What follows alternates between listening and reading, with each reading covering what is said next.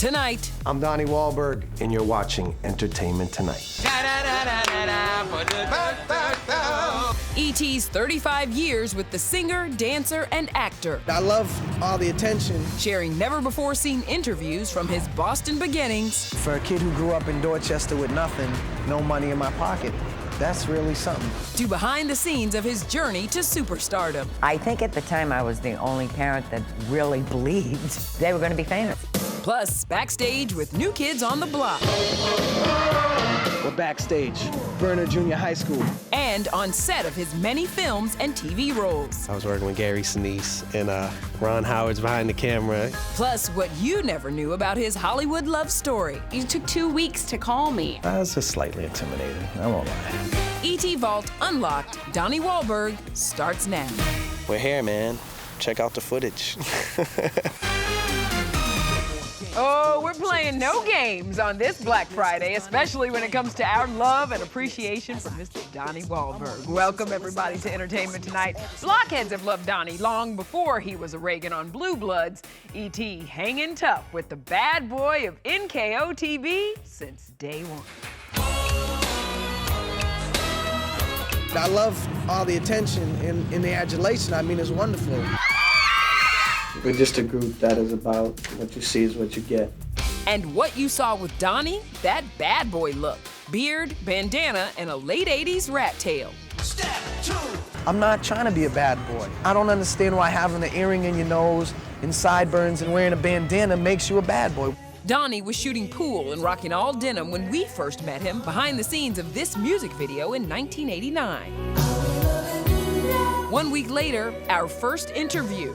Kids are our peers. They're not just our fans and stuff. We're backstage, Burner Junior High School. We're ready. We're gonna tell school children all across America what school is all about, what life is all about. Stay in school, peace, eat your vegetables. This Boston performance was the group's first taste of big-time fame Man was not meant to fly. as they were whisked away in a helicopter.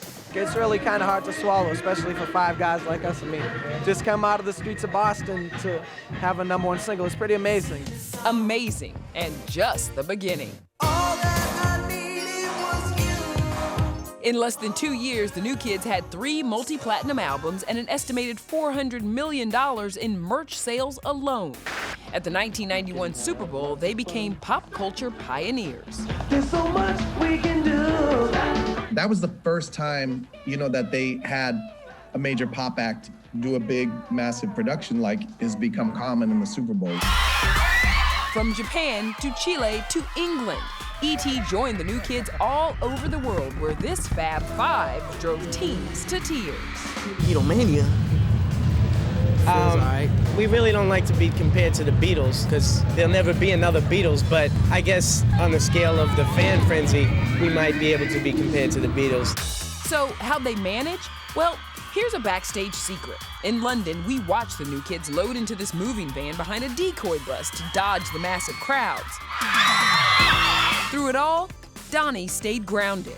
When I get down, when I get sad, all I gotta do is walk out the front door of the hotel and I'm surrounded by thousands of loving people who just want to touch me. I mean, for a kid who grew up in Dorchester with nothing, with food stamps and no money in my pocket, man, that's really something, man. Donnie was actually the 8th of 9 kids, and making ends meet wasn't always easy. My dad drove a truck, my mom worked multiple jobs when we were kids. I would go to the Salvation Army store and buy shirts and different stuff. And so every day I'd try to have all this stuff ready for school. She would make furniture out of our dad's milk crates.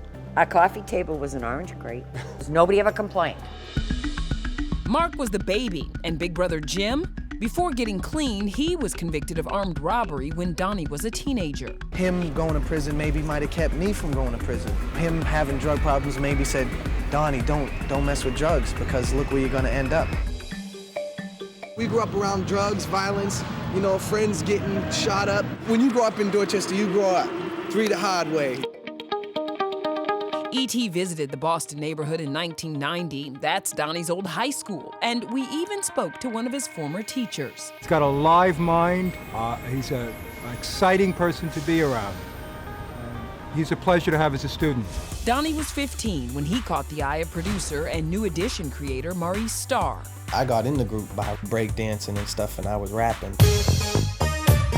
He recruited his friends, and New Kids on the Block was born. We've all known each other since we were 6 years old. Donnie's still the same kid. We keep each other down to earth.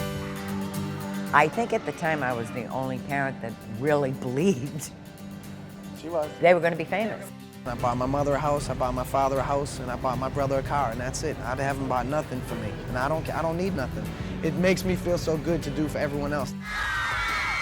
But almost as soon as the group reached its peak, they came face to face with forces that threatened to end their careers. I mean, we couldn't do anything without being scrutinized. In 1991, Donnie faced prison time after he was accused of starting a fire at a Kentucky hotel.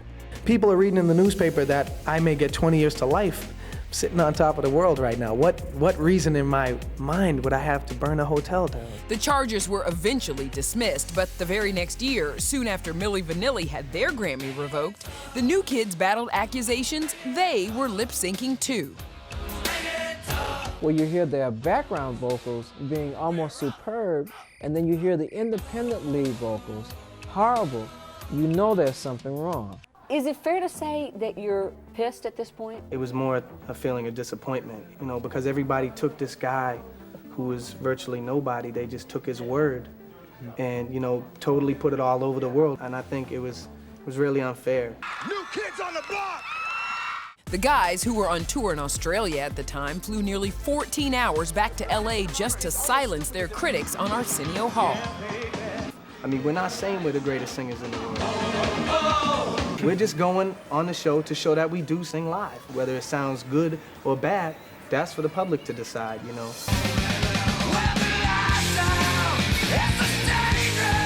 Scandals aside, tastes in the early 90s were changing, and tensions within the band started to build.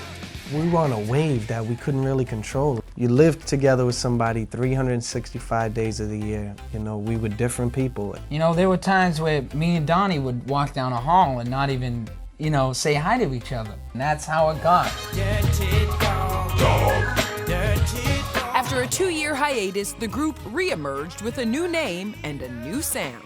NKOTB is just simpler, it's easier. I mean, we're not exactly kids anymore anyway. It's almost like we're starting over. It's like a totally new chapter.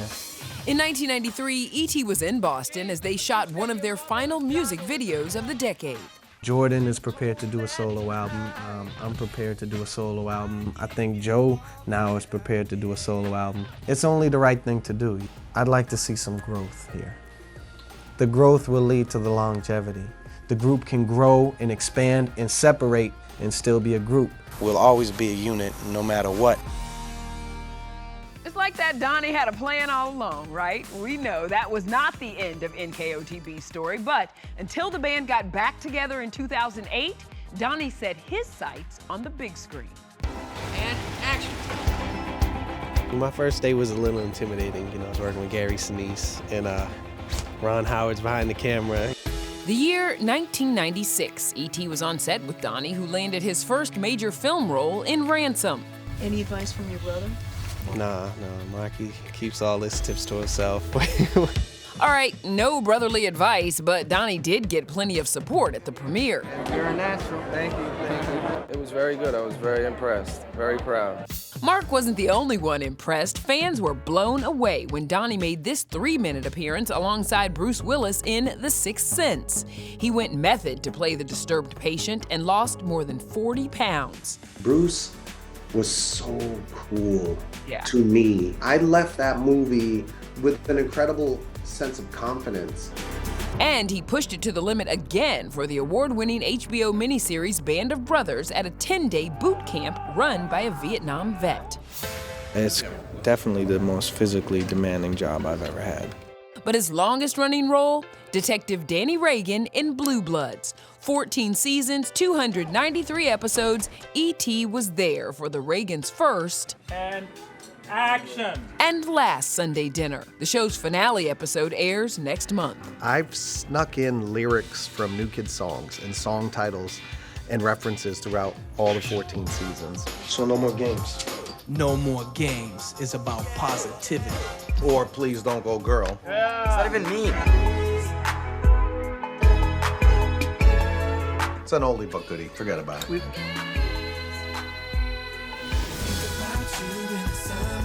The year 2008, NKOTB dropped their first video in 14 years, Summertime. It was a moment blockheads thought they would never see. E.T. with a front row seat to the New Kids' second act.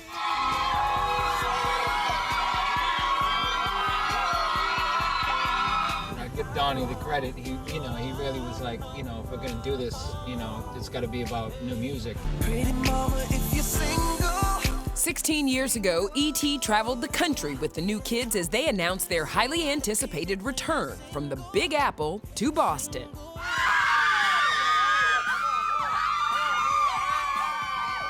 I am always surprised by the volume, the noise of our fans. They're so loud. Cause we were feeling your love and we couldn't. Their first album in 14 years, The Block, debuted at #1. Next up, a blockbuster tour where they joined forces with a few boy band brothers. Hey E.T., it's a once-in-a-lifetime exclusive for you guys, the Backstreet Boys and New Kids on the Block.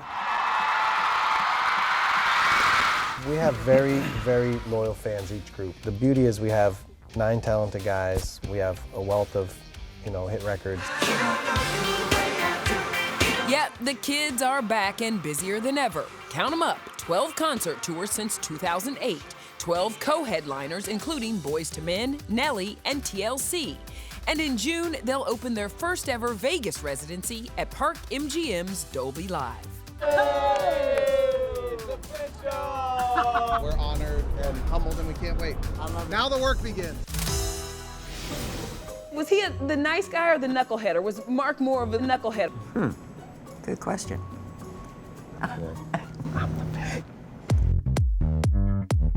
There was a lot of competition, between all of our brothers and stuff. And me and Marky, we were friends. We always hung around together and did everything together. In fact, Donnie was the first to introduce E.T. to the future Oscar nominee 35 years ago backstage in Boston. And this is my brother. See, this is the beauty of coming home. What is it, your brother? It's crazy. In fact, this is for trivia. He is the first official member. Me and him joined the New Kids together, but he left. He didn't want to do it. He wanted to play basketball. And my little brother's, he's gonna make a record next. Sure. Yeah, with the rap. Come on. Feel it. Donnie D's on the backup. This is the man right here, Donnie D. Mad props. The beat, the breakdancing, the biceps. We have Donnie to thank for all of it. I've always sort of been the leader between him and I. I orchestrated his music career. I made the moves. He co-wrote, produced, and provided backup vocals for Marky Mark's first and only #1 hit. I remember when I first did the music for Good Vibrations and I came home and played it for him. It was like 5 in the morning and, he came in, it was in his room, my mother came in the room and, everyone just could hear that it was gonna be a hit record. One of his first shows, we were backstage and I was giving him pointers and I knew, I said, he's gonna take off. I said, cause he got it.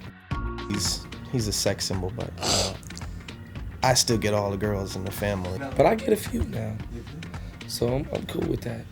Flash forward a few years, enter Donnie, the family man. I would like to maybe have a family, have a nice wife and maybe a couple of kids and a dog and a nice house. E.T. was there in '99 when he married Kim Faye, his first wife and mother to his 2 sons, Xavier and Elijah. Fatherhood's the best, man. When something's right, you don't have to think twice about it.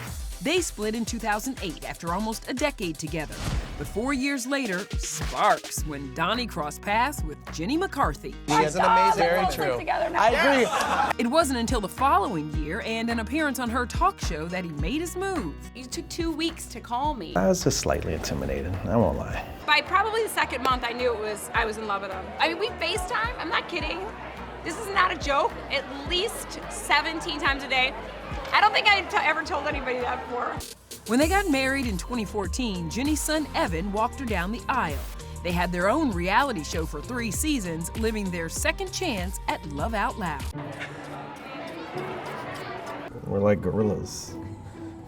pick lint off each other. We can learn to love again. We're so corny, but I don't care. And if you think that's sweet, wait until you hear what Donnie did for her 50th birthday. I bought her a house. I had all these surprises planned out for her. I could see the look in her eyes, how desperately she loved this house. And I was like, all right, scrap everything. I'm gonna get her the house. And so I got her the house. It took a long time to find him, but you know, he is proof that if you wait long enough and don't settle, you can find the love of your life. Who's your really favorite between you and me? You are my favorite. Yes, Wahlburgers fans witnessed this firsthand. Donnie's mama, Miss Alma, always made sure each of her boys felt special. She passed away in 2021, and we leave you now with more of her and Donnie's sweet mother-son moments. Good night, everybody. I'm grateful so much for our relationship. Even from the youngest age, I don't remember hanging up the phone with my mom without saying I love you. How did you manage 9 children and still keep your sanity? Oh, well, I didn't keep my sanity. That's been gone for years. Mark and I get all the glory. We're only a reflection of her. The humble roots and whatever humility we have, it came from her. The thing that I'm proud the most of is that they care about people. That's all she wanted to know that she did in life, was that she raised good kids. She had a love of life, and I try hard every day to carry on that spirit.